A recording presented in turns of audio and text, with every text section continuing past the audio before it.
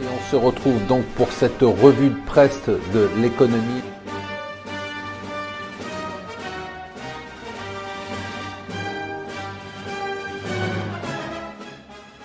Bonjour et bienvenue sur Mon Financier pour le Morning Zapping du jour. Nous sommes le lundi 28 mai. Le Figaro, l'Italie s'enfonce dans une crise politique majeure.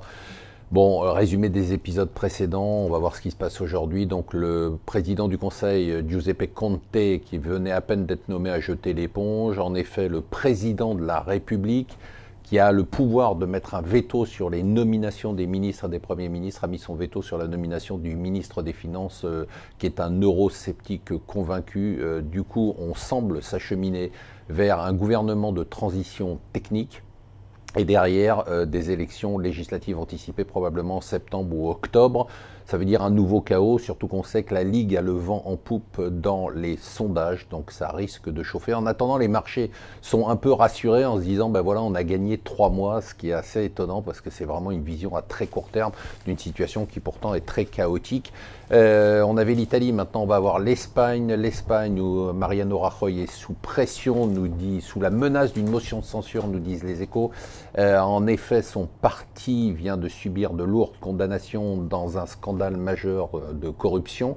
Du coup, le Parti socialiste a déposé une motion de censure. Bon, a priori, elle ne devrait pas passer parce qu'il faut l'apport de Ciudadanos, qui est l'allié de Mariano Rajoy au Parlement. Mais on semble là aussi peut-être s'acheminer vers des élections anticipées qui pourraient voir une alliance aussi des extrêmes en Espagne. Donc voilà, alors l'euro qui avait beaucoup baissé vendredi sur l'Espagne et sur l'Italie a un peu rebondi du fait que l'Italie, on a gagné 3 ou 4 mois. Alors, c'est compliqué de comprendre ce qui se passe, nous dit le Financial Times aux États-Unis, avec, donc il y a deux fronts. Il y a d'abord le sommet avec la Corée du Nord, donc résumé des épisodes précédents, Trump a dit non, j'y vais pas parce que les Coréens ne sont pas gentils. Puis là il dit finalement si on insiste je le ferai peut-être, et peut-être qu'il aura bien lieu le 12 juin. Alors on ne sait pas du tout où on en est. Les Sud-Coréens disent que les Nord-Coréens veulent toujours aller à ce sommet, donc pour l'instant c'est à nouveau reparti sur le sommet, du coup c'est aussi une bonne nouvelle pour les marchés.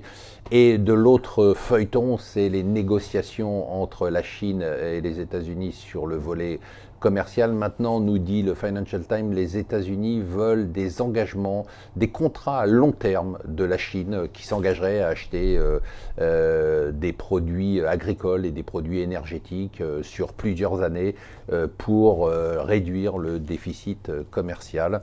Voilà. Et enfin, on a, nous dit le Financial Times toujours, un accord entre l'OPEP et la Russie pour dégager un peu les quotas de production, pour avoir une production qui augmente un peu sous la pression des États-Unis qui ne veulent pas que le prix de l'essence monte trop parce que ça pourrait pénaliser le consommateur américain. Et donc le pétrole qui a perdu à peu près 5% en 2 jours. Voilà, je vous souhaite une excellente journée.